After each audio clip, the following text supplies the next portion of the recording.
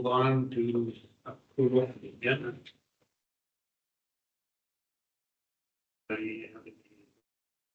Mr. Chair, I do. I would like to request an addition to the agenda, to the regular agenda. We'll call it 6C, which will be a North Water Tower update.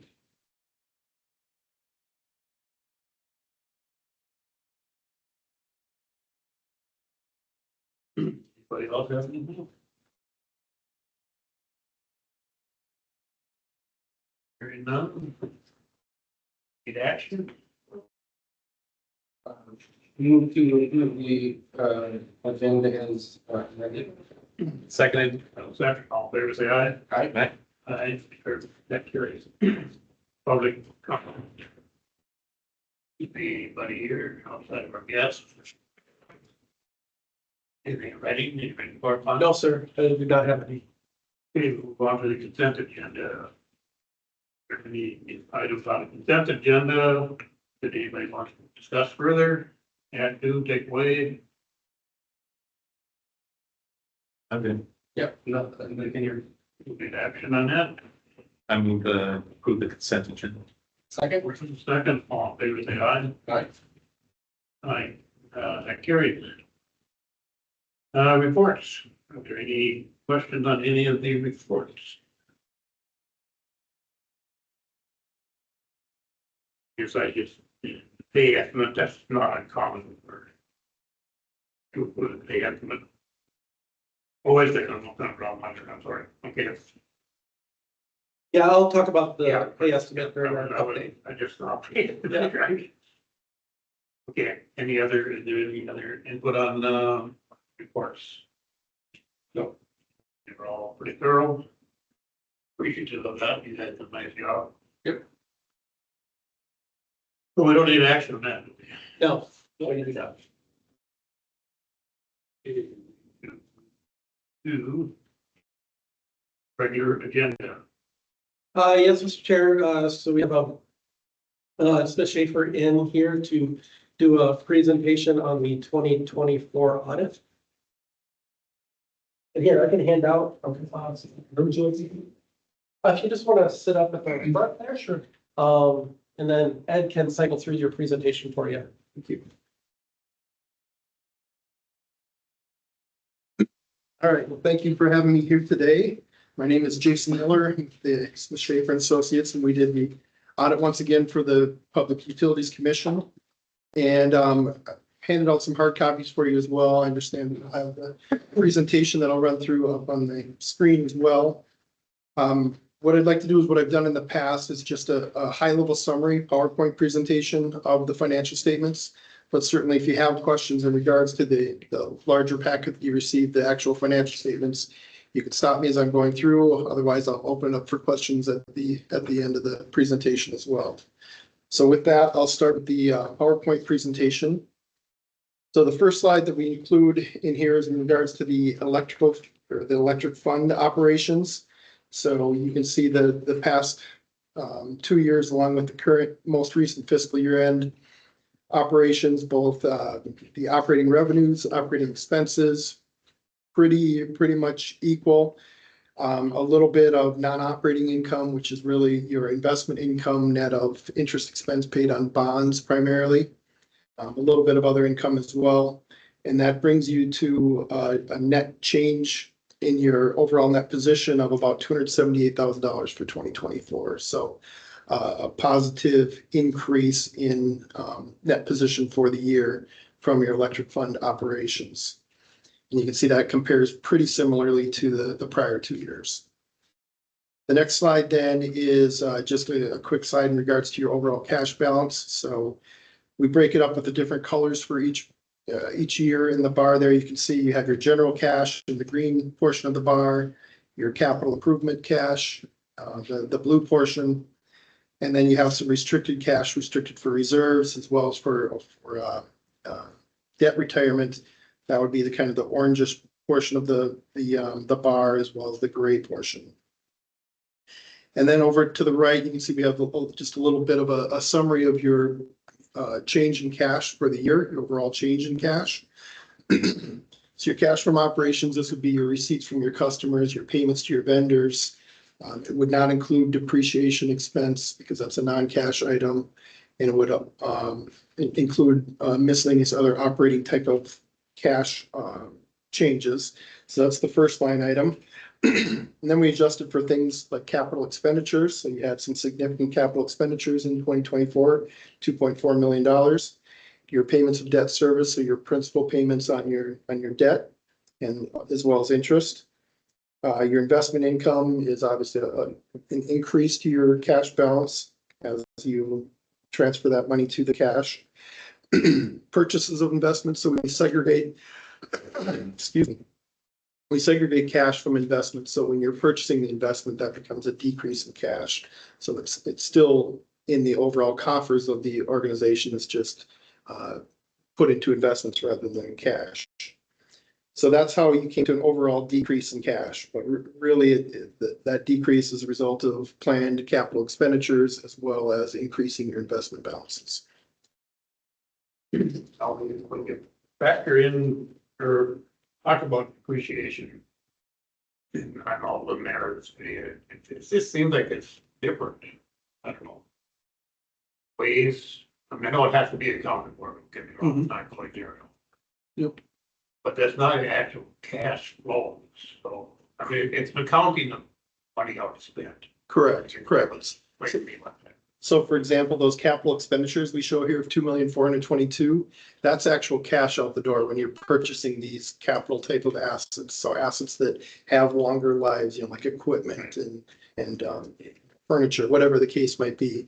And then you have to come up with a way to depreciate those because they're longer lived assets. You're going to use them over time, right? So say it's a piece of equipment that you're going to depreciate over 5 years or 10 years, whatever the case might be. Typically for GAAP purposes, generally accepted accounting principles, you're going to do that over a straight line basis. If you're talking a for-profit company and you're depreciating for tax purposes, the IRS has rules on how you depreciate it and it can be accelerated. But generally for GAAP purposes, you're going to do that straight line. So basically every month that you use that, you're going to record a little bit of depreciation rapidly over the life of the cash flow issue. Right, that doesn't affect your cash flow. Yeah, just different between the public and private sector. The private sector, actually, that's a tax tool. Tax, use. yes, exactly. Of course, we don't have that in the public sector. Yep, in the private sector, it's generally a tax write-off either over time, depending on IRS rules, or you can often accelerate that depreciation and take it in the first year. Yep. And if some people look at that depreciation and they want to treat it like it's a cash flow issue, but it's not. You're exactly right. Different. Yep. And generally that's considered an operational type of an expense, but it's a non-cash expense. So it would not be included in the cash from operation. We would subtract that or would not include that expense as a decrease. Because you're exactly right. It's non-cash. The next slide is just a quick slide in regards to the electric fund debt. At the end of 24, you just had the one debt issuance outstanding, the 2023 A bonds. So the previous bonds have been mostly paid off. It looks like in 22 and 23. The balance of those 2023 A bonds at the end of the year was just over $6.4 million, paid off about $85,000 from the prior year. That bond was obviously issued in 2023, and all the debt payments are being made timely and are current. The next slide then is just in regards to your purchase power and then the delivered power from what you purchased. So you can kind of see the two line graphs kind of track each other pretty well. The purchase power, in the mid to upper 50 million of kilowatt hours, and your delivered power then in that 53 to 55 million kilowatt hours range.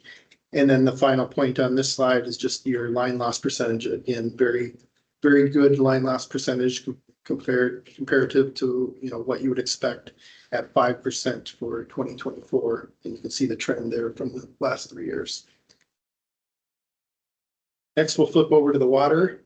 And you can see in the bar graph for each of the three that we're presenting there. In 2024, your operating revenues were about $1,266,000 with operating plus your little bit of lease revenue that you have from cell tower rentals on I believe on your water towers. So when you add those two together, $1,266,000. You had operating expenses which were less than that. And then in addition, we had some pretty significant other non-operating revenues this year. And that's really the result of a MPFA grant that you received during the year. So that added significantly. So you had a nice change in that position of positive net position, not positive change of almost $712,000 for the water fund. So a very good year for the water fund, largely as a result of that grant that you received. Next slide then is the cash in the water fund, and really had just three types of cash on the water fund side versus four on the electric fund. You had your general cash, your capital improvements cash, and then some restricted cash for debt retirement. And then again, over on the right, you start with the cash flow from operations for water fund. Again, your revenues received from customers, your payments to suppliers, payments to your employees, coming down to a net positive cash flow. You had $719,000 of cash or capital expenses during the year, $377,000 worth of debt payments, including interest, a little bit some investment income. Also, again, moving cash from cash to investments, $287,000. And then the bulk of that $485,000 at the bottom is that MPFA grant, which I just referenced. So a decrease overall in cash from the water fund, but really you moved $288,000 to investments. So overall, a positive from year to year in cash and investment balances. One quick slide as well on the water fund debt. Again, one issuance outstanding at the end of the year for water fund. That was the 2008 A bonds. Did $465,000 at the end of the year. All the other bonds have been paid off in prior years as well. And again, all payments are current and timely. And we just have one final slide in regards to the net pension liability. We just like to point this out because people wonder what that is, that large liability that shows up on the balance sheet or the statement of net position of the organization.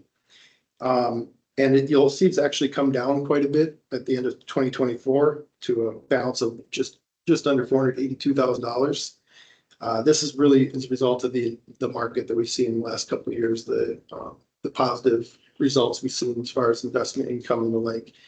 And what this net pension liability represents is because your employees or the employees of the commission are covered by PARA. PARA does an actuarial study to determine, what's the potential liability we're going to have to pay out based on, people's ages, their life expectancies, their pay rates, that type of thing, to come up with what that liability would be. And then looking at what has been invested to go against that liability. The net pension liability covers, municipalities throughout the state. Princeton Public Utilities Commission's portion of that liability at the end of the year was about $482,000. So that's everything on the financial statements. I did include two letters as well. These are letters that we're required to communicate with folks as the governance of the commission. So the first letter, the 3-page letter, is what's called our governance letter, and it goes over how the results of the audit, how things went, any issues we came across, any problems we noted, anything like that would be listed in this letter. We issue this letter on every audit we do, whether it's a governmental entity, a for-profit entity, nonprofit, we're required to issue this communication. So I will just say it's a very standard communication, nothing really out of the ordinary. It was a clean audit. Once again, Keith and Kathy and all the staff are on a pretty tight ship. They're very responsive to all our requests. They do a good job. We didn't have any concerns in performing the audit. Only a couple of things that I'll point out in the letter. At the top of page 2, we note one of the significant risks, or the most significant risk we identified when we planned the audit, just the fact that there's not complete segregation of duties from an internal control standpoint. So we consider that when we plan our procedures for doing the audit of the financial statements. Down towards the bottom of page 2, we also look at sensitive estimates in preparing the financial statements. Pretty much every financial statement will have some estimates in there. We talked about one already in regards to the depreciation. That's the second item there. That's an estimate. You're estimating how long those assets are going to last and depreciating them over that estimated life. So that's a sensitive estimate. And then the net pension liability, which I mentioned at the end of the PowerPoint presentation as well. That's an actuarially determined net pension liability, and they use estimates in determining that liability. So we point that out as well, but otherwise nothing to point out in this letter. Again, a very clean audit, no issues noted. We didn't have any concerns or things that we wanted to raise with you. And then finally is the other letter, the 2-page letter. This is what's commonly referred to as the management letter. And in here, we list any significant deficiencies we noted, material weaknesses we noted, any other comments we wanted to make in regards to the audit. This is basically the same comment we've issued every year we perform the audit for the commission. It's not unexpected. It's not out of the ordinary. Most of the audits we perform for our clients, they don't have a full financial reporting staff, a full cadre of employees to be able to segregate every duty from an internal control standpoint. But we're required to communicate that there is always a risk when you don't have every one of those duties segregated from looking at it from an internal control standpoint. So we communicate that to you as governance. You do have compensating controls in place to help mitigate the risk. You know, you have reviews, you have you folks looking at the information, approval processes, things like that, that mitigate your risk. But ideally, you would have every single duty segregated from an internal control standpoint. Again, a common comment that we make, but just wanted to make sure we bring it to your attention. So that's everything I had for you today. If you have questions, I'd be certainly willing to answer those now. My 20+ years of this level of government of different positions, I've never seen an audit in the credit segregation. Good point. Yes, you know, as long as we have the control in place, checks and balances Right. are adequate. Right. How many audits do you do? Do we do as a firm? Oh, boy, I'd say 100, 150 at least. I mean, we do a number of cities, especially in our Rochester office. In our office in the Twin Cities, we do probably 8 to 10. The city of Princeton being one of those as well as the commission here. And then we do a large number of nonprofits. So we're pretty heavily involved in nonprofit audits as well as municipalities, both school districts and cities and townships. And then for-profits, we don't do as many as we used to do. Banks just don't require them very often anymore. And frankly, they don't, the owners of the companies don't want to pay for them if they're not necessary. So we still do a number, but not like we used to do, you know, probably 20 years ago. The audit itself is part of the checks and balances that does kind of address. Correct. And you know, there's other things that we can do too. And if someone doesn't want to pay for a full financial statement audit, we can do certain agreed upon procedures if the people are concerned about a specific area where we agree what we're going to do and we report on those results. So that can be less expensive than a full-blown audit and is an option for people as well. Both me and Nick are new this year. How many years have you done this audit? The commission is this is our 4th year. This is your 4th year. 4th year. You're the controlling auditor, I'm the principal on the audit. Yeah, all 4 years. yes. Have you seen that we've improved? Or Yeah. I think initially we may have had a few more comments in our first year.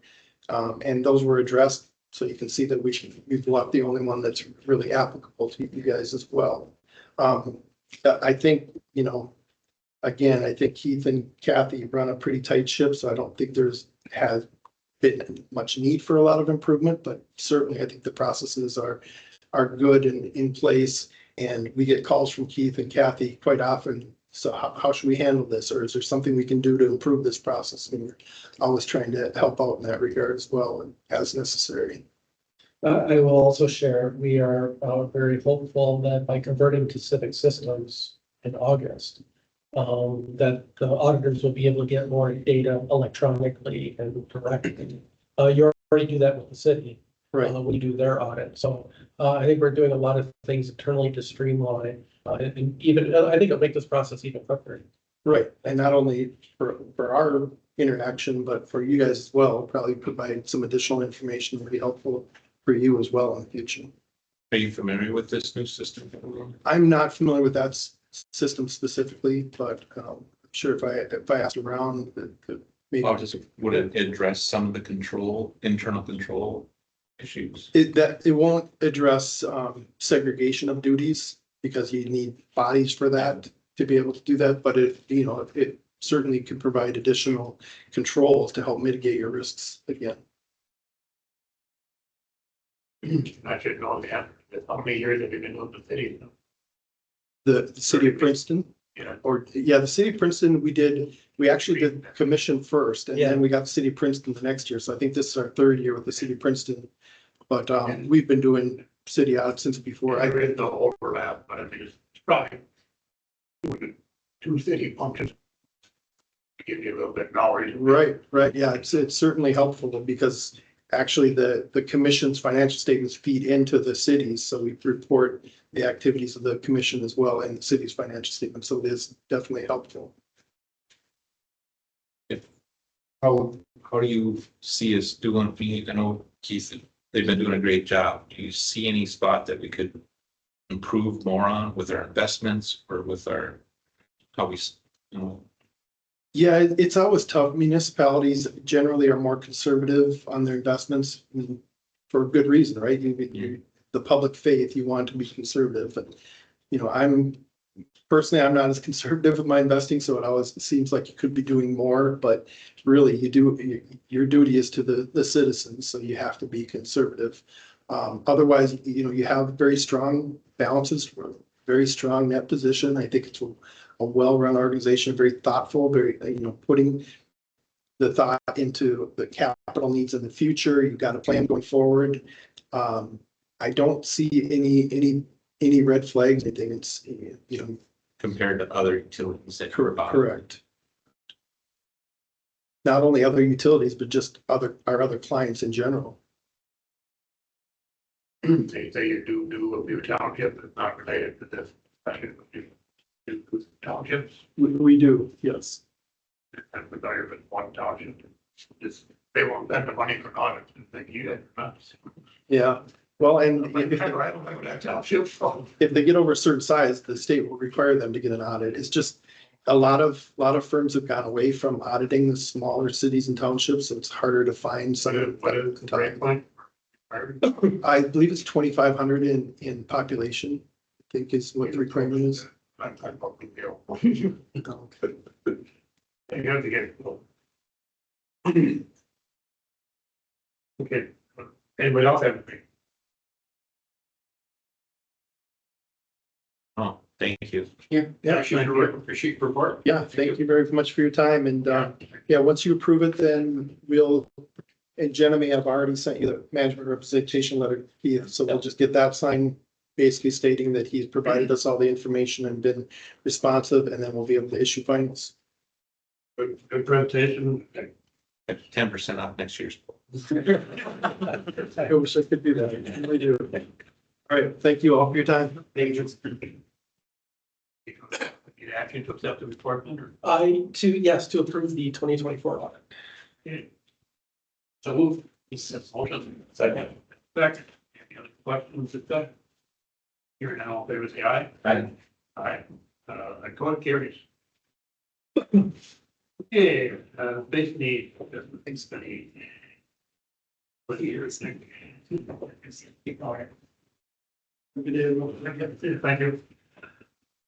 Yeah, Mr. Chair, I'll start with this one. So in your packets is, I'm just trying to get to here. Memo 25-25 regarding the municipal facility space needs assessment selection. As background, the city and the utility have been working on a joint multi-party effort to do space needs assessment. We had a really good response to our RFP, such a good response that we moved forward with establishing a interview committee comprised of a member of the city council, a member of the commission, city administrator, myself, and the water power plant superintendent. And saw presentations from 3 different groups. I'd actually like to, if I could, just hand it over to Nick. You were on the committee, and if you want to, if you wouldn't mind kind of giving us your perspective on Yeah, that process. we listened to 3 proposals, all 3 of them were solid. The interview committee did reach a unanimous decision. Everyone was in favor of going with Leo Daly as the firm. They stood out a little bit in terms of their presentation, was probably a little more geared to some questions that they were given ahead of time. And I think that they, everyone had a proposal. They gave us a proposal, so we read the proposal. We had 2 firms that kind of just restated their proposal. And then we had a 3rd firm that kind of more geared their presentation to additional questions that we had. So that kind of stood out for us. And then also just the personnel. I think they definitely had a solid plan. Their plan to observe both workflow and do interviews, but they're like some of their observations are just going to be silent observations that they kind of watch the workflow of everyone involved in the organization. And then they'll be doing lots of interviews of all the appropriate people in terms of trying to understand exactly what the space requirements and needs are. So I think they stood out. They seem very insightful, very communicative, and the various prices of the proposals were fairly consistent. This was on the low, this was, with another one on the low side of the ones that we interviewed. So I think they were price competitive and stood out a little bit more in terms of just seeming a little bit more engaged with the process we were asking them to do. And then also they just seemed really solid with the approach they're going to take towards evaluating, the space and use needs of the city and public utilities commissions. Yeah. It's impressive. We're excited with what we're moving forward. Did they give you any examples of previous cities that they worked with? Yeah, all the firms had a degree of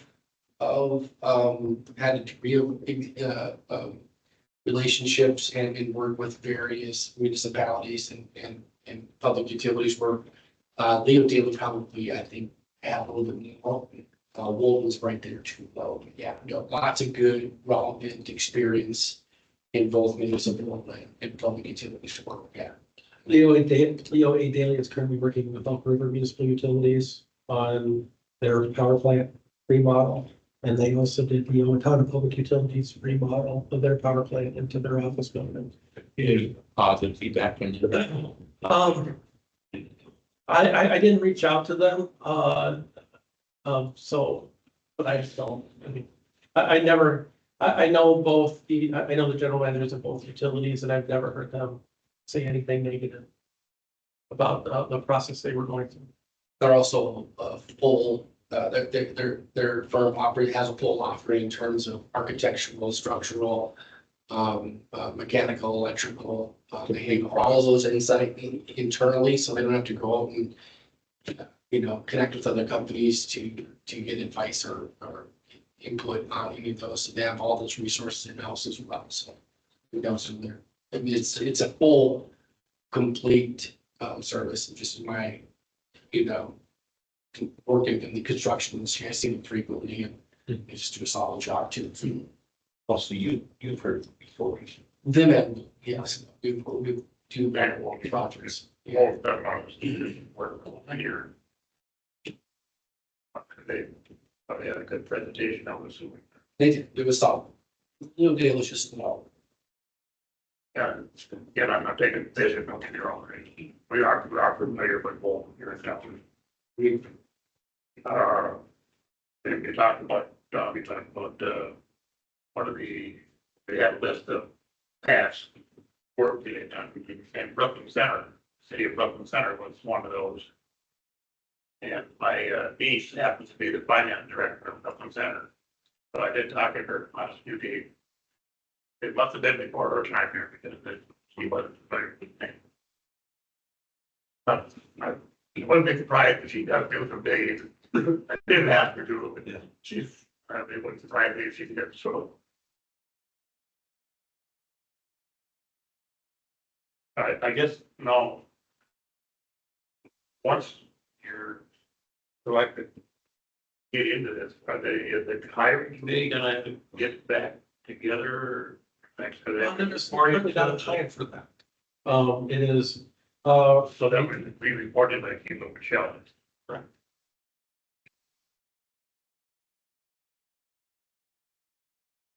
Yeah, I'm not taking a position there either, I'm curious how it's. so the process would be, you know, assuming the commission makes a decision to move forward with the panel's recommendation, it'll be in front of city council tomorrow night for the city council to do the same thing. Assuming both entities approve the recommendation, then Michelle and I will be working with Leo A. Daily just to put the legal agreement together. So we get them started with the interview process and evaluating the sites. And I know the city is really interested in trying to get some preliminary results by September because for budgeting reasons for next year. The city has to establish their minimum levy much earlier than what the commission needs to do for establishing our budget. So we're trying to be sensitive to the city's accelerated schedule. And because there's two different tasks involved in the proposal, they could focus more on the task that evaluates the administrative side of the municipal at the city and the administrative side of PBC, and then they could work more on the field side, possibly later out. Yes, possibly. I would think they could do all this work. Yeah, and they didn't seem to have any problems with the schedule as proposed. We're not gonna be building next year, I'm pretty sure, so. No, this is just a feasibility study. Yeah. It was just to help us figure out how big of a space do we need? I mean, realistically, that's kind of our big question at the moment is. Looking at the budget side, there's not gonna be any huge budget implication. First No, year. this is not for design. Next year would be more design to figure out. And then construction would be after that. I mean, this is a multi-year effort. They also show nice examples too of work they did, remodeling, other city assets that purchased that they got and could repurpose. They definitely didn't seem like they were automatically gonna say, you need to build this. I mean, they might say that, if that's what the feasibility says. It might be their recommendation, but if they can find the appropriate assets to keep, to engage a small budget, they seem more than, ready to do that. They are not, I don't think they're necessarily gonna, do this for the purpose of establishing the biggest construction budget they can. I felt confident that they're looking at what the real assets are in the community in terms of what can be done to move this forward with better facilities, utilizing all the assets. Yeah, sounds like, good effort put into it. But you know, that's what I've been hearing from our team. Now, when it comes across that way, then we feel pretty confident that it will get it. Well, and I appreciate the two decks sitting in on that as well. I think it's very helpful to have that input. Choices. So we need action on that? Yes, I would like a motion and actually I'd like to, I know in the memo I suggested motion, I'd actually like to tweak that a little bit if I could. My requested motion is to award the completion of the space needs analysis to Leo A. Daily. And then authorize the general manager to execute the service contract once the general manager is satisfied with its form and content. The reason I'm saying it that way is Leo A. Daily did provide an agreement earlier this week. I just had some questions with it and didn't get a final version in time to share with the commission. I would rather not delay this another month until the next commission meeting. So with the commission's permission, Once I'm comfortable that it meets our common terms that we use for all of our consulting contracts, for me to be able to just execute that agreement and keep this project moving. So you don't really want this hard number. Oh, the number's fine.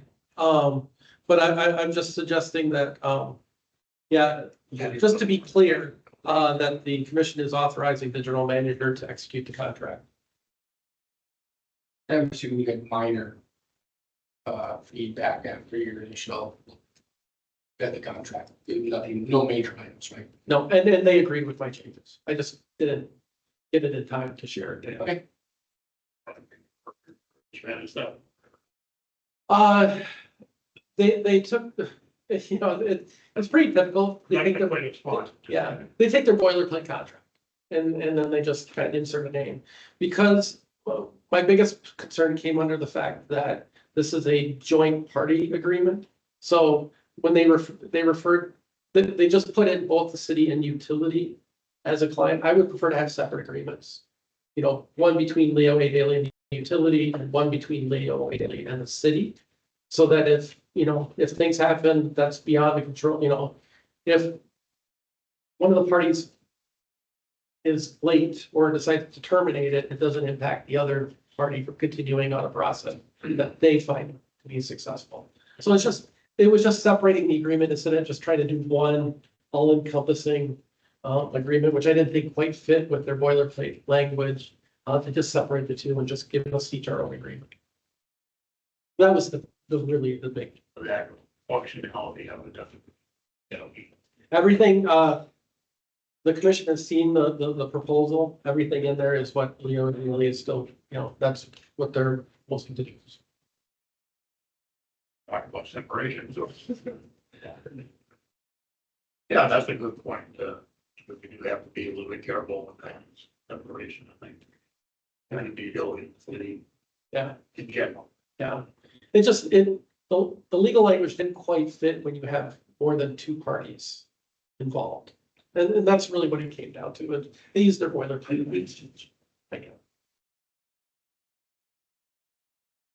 Anybody want to make that one? Yeah, you'll make that motion. But secondly, Kathy, you got it? Yep, I got it. I got it. Okay, we have more, motion and a second, any more? Here now, on favor, say aye. Aye. Aye. That carries. Thank you. Good job, you guys. Here's an update on the water cover. Yes, Mr. Chair, actually, I'd like to hand this off to Scott first. The project's been going pretty well, but after talking with commissioners, it seemed that it would be good time to do an update. So Scott, if you could just let them know how the project's going. Yeah, so at this point, as of this morning, the exterior is about, 75% complete. The main portion of it is done. All three coats are on there. They got a little portion at the bottom that they're leaving until they get stuff taken down so they don't disturb it. And they got the very cap left, I believe. Once they get their rigging and stuff done, they kind of work their way out of that stuff. The interior wet, is all done. All the coats are on that.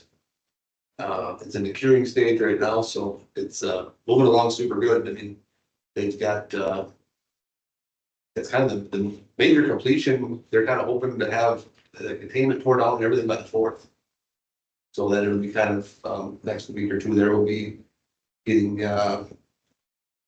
cleaned up, climbing ladders, vent stuff installed, kind of the little odds and ends, trinkets, parts to the project. And then we'll start disinfecting and getting it wrapped back into service. We're hoping by the 15th of July to have the tower back in service. They're going super good. Inspector's been on site every day. Caleb, we've been getting weekly meetings, updates coming through and kind of things moving along there as progress is going along. So throughout the project, it's going really quick. Inspector's been super happy and hasn't been a ton of rework or anything he's had big concerns over. He's been working with the guys on a daily basis to stay on top of things, and he says it's been one of the smoother towers that he's had in a long time. No big surprise. No big surprises. Kind of went a few things that we thought we could have been more. We're not as much there, so Yeah, overall, I think it's kind of right on schedule and what was expected for the most, for everything, so. It's a good project because I mean, there was a nice little savings between the second and subsequent bidders that, yeah, I mean, I was out there one day, the firm definitely knew what they were doing and it seemed like they're operating safely and everything, it looked good. I also noticed on their letterhead, or on their, yeah, on the letterhead that they're AMP QC5 certified at a high level of quality assurance that they have to meet. That's has, those are internal, like job to job to job requirements they have to do. A lot of work involved in that. So it seemed like a really solid firm. Yeah, they've been doing a good job, and they've done pretty much most everything they did in-house. They started out with their own welders. One of the guys on staff was one of the actually trying with partial owners or whatever. He come in and got the job kicked off, did the welding, all the rehab work that was on there, and then they moved in the painting crew and the blasting crew. Moved right along, did a good job, just kept the sites been separate, kept clean, had zero, I'd say zero complaints. The only complaint we've had with the neighbor is delivery trucks going to the wrong spot. Other than that, we haven't heard nothing from neighbors as far as anything going on, so they're keeping the site good. Everybody's been good around the neighbors and stuff. Nobody's been having issues with anything going on up there, so. It's not site. So, I mean, yeah, they had to be careful not to disturb them. So, yeah, other than the delivery trucks, there's no address to the site. So they send a close address and say to go to the water tower. Well, it's hard to find back in there, tuck back in there. So Yes. other than short of that, it's been, yeah, no issues and it's been rolling right along, so. Yes, yeah.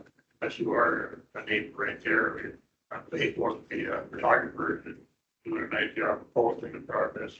But nobody even know what's going on. It goes nothing. Yeah, feel really good.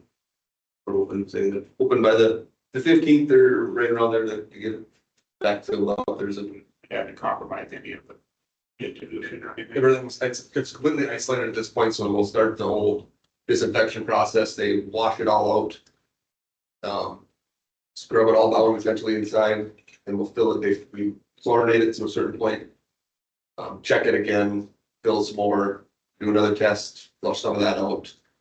Make sure the chlorine levels are back to acceptable levels before we tie it back to the system. So it's never really, until it's completely all tested and back T tested their next biggest one for the chlorination and stuff, then it's all good and everything, all them tests come back, it stays isolated off from the system. We use the system to fill it, but the valve stays will bring back off. So until everything's completely done there and all the, that's for the water quality stuff come back good. For the irrigation, so that's what a really heavy challenge on your system to the summer. Or It's a little bit, we haven't been limited. I haven't ran my water pretty much at all. we've been lucky that it's been raining a little bit. We were not concerned, but we kind of had a little bit of a backup plan. I guess our biggest one was with schools. We would have had to work with them if we started running into issues. But been raining enough here and staying good. We raised the tower. The other tower levels up some and shortened up our cycle times so that we weren't coming down as much. We were staying a little bit fuller on the towers through since that one's been out. Had no complaints on pressures or issues anywhere around town, especially in the north end, and more affected. Haven't had anything up there, so we get it back to normal here once we get everything back. But there was really nobody noticed no difference, I guess. So we never got into where usage or demand was giving us problems. So we never decided to explore any other backup plans if we needed to. I guess that we had a little bit talked about beforehand. So So we're good for about another 15, 20 years. on that one, 15, 20. Yeah, I was gonna say 2025 for. Yeah, they're getting better. Supplies are getting better and better too, I think. So They were fairly recent tower, but the south one may be close the south one will be coming up. That'll be next, what, like 7 years? Yeah, I think we got it. Yeah, 5 to the next. So, 5 to- yeah, so- Yeah. Yep. We did watch that one a couple years ago. That helped, but it's getting close there. The south tower, so then we'll kind of be on that. Every 7, 8 years, we'll be doing the towers kind of where we're looking to get them spaced out so they don't all come at once and kind of be a location we're gonna be on later than working on here this time, so. Okay, one now, get the next. You know, Okay, so what we do, look at the parking payment request. Yeah, just more just informational, for the commission. We did get a pay request in from the contractor for this project. It came in too late to be included in the normal packets. Pay requests are normally included in the reports, just to keep the commission apprised of what's going on.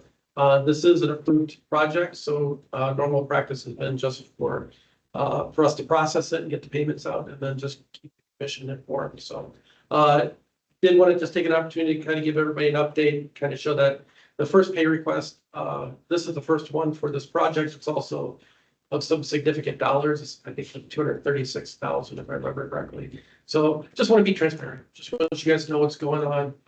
I don't, from my perspective, I don't need a motion for approval for it. But if the commission wants to require that, that's obviously under your purview. Otherwise, I'll just continue to share any future pay requests in the report section. That's sufficient. My perspective. Yeah, it's a common practice. Any change orders yet? No, No, that's, so we're on the budget, and that's what's gonna be the question. yeah, they've moved a couple of.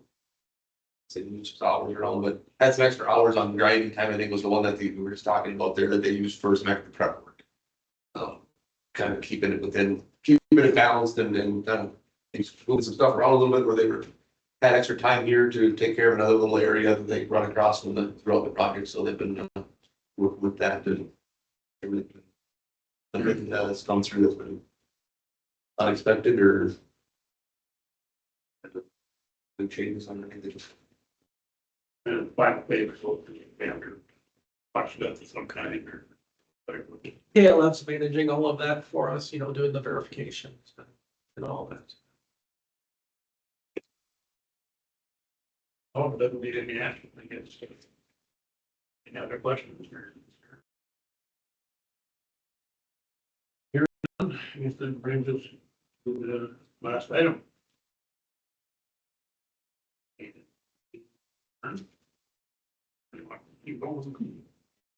Make the motion to adjourn.